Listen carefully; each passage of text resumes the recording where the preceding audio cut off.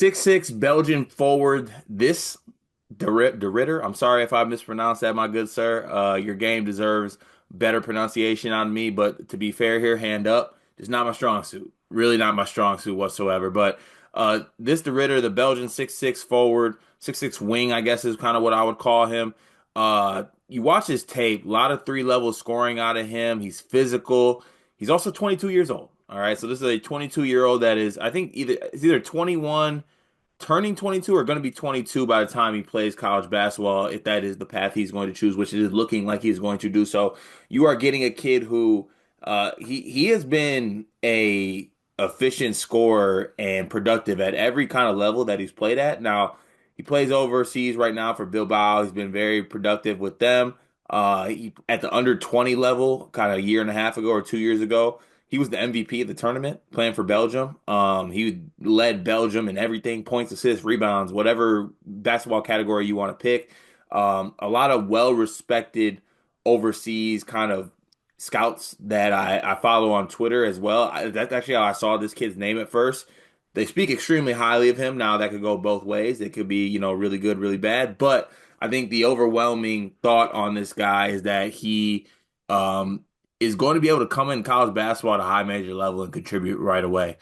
Given that he has the 6'6" size, the physicality, and the fact that he's 22 years old, that you can get a guy like that to come over and play college basketball, I think it's a big win. Now, there's two schools that are kind of out in front of this that are said to be like the leaders or the people who have reached out to him. Now, a lot of people are saying that Virginia is already wrapped up for him. Like he'll be playing for Virginia next year, which credit to Virginia, kind of like what they're doing with their roster and what Coach Odom's doing over there. I think they're doing a lot of good things in the transfer portal. UConn is also on the list. Be interesting to see where he would fit with how UConn's roster kind of fills out. But Dion, I guess first I'll ask you about his game, and then talk to me on what you think about the options of Virginia and UConn.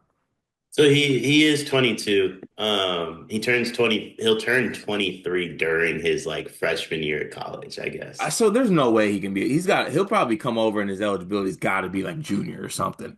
How do they determine that? I don't know. It's just like some common sense, maybe. Like let's not do this. I want to know the process of like they're like, yo, we got this the Ritter. He's 22. By the way, we've decided he's a senior. He has zero college units whatsoever and will be at UConn for the next 4 years unless he goes to the NBA, but he can only play basketball for 1 year. I just want to be a part of that process with NCAA. But he averaged 17 and 10 in the FIBA under 20 that you mentioned. And the only reason Belgium lost, by the way, at least according to the FIBA basketball YouTube channel comment section that I'm reading right now, is because he got hurt 3 minutes into their semifinal game. Hmm. So, I mean, this kid clearly dominated that tournament. He's been playing pro ball in the Spanish league, like you mentioned, the last 2 years. He averaged 9 points. I will say, only thing about him that's a little concerning, 22 years old. Uh, a lot of the international scouts speak highly of him. The NBA hasn't even sniffed the idea of drafting this guy. Like they haven't even like thought about it too much.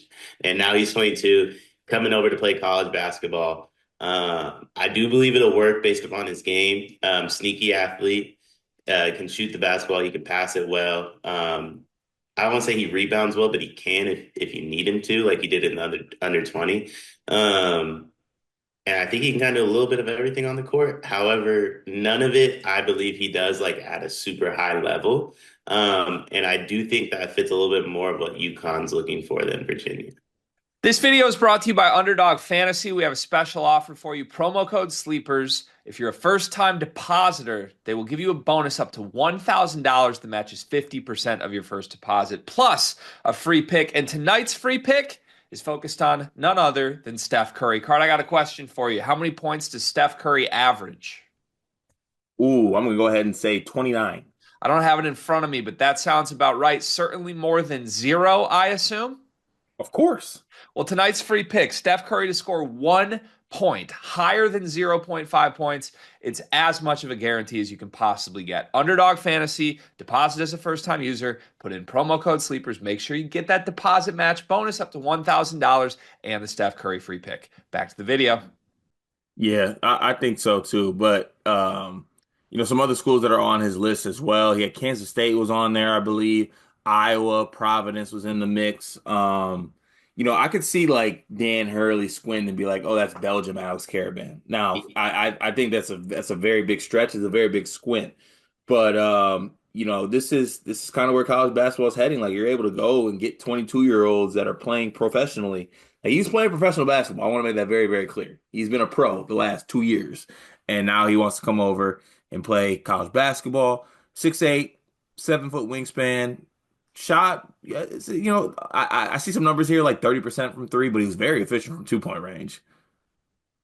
I just saw something I'm confused by. I apologize for like losing track here. He went through the draft process last year. Oh yeah, So how is he able to do any of because this? anything's possible. Anything's possible. He Anything's truly possible. he literally went to work out. He's like I said, anything is possible.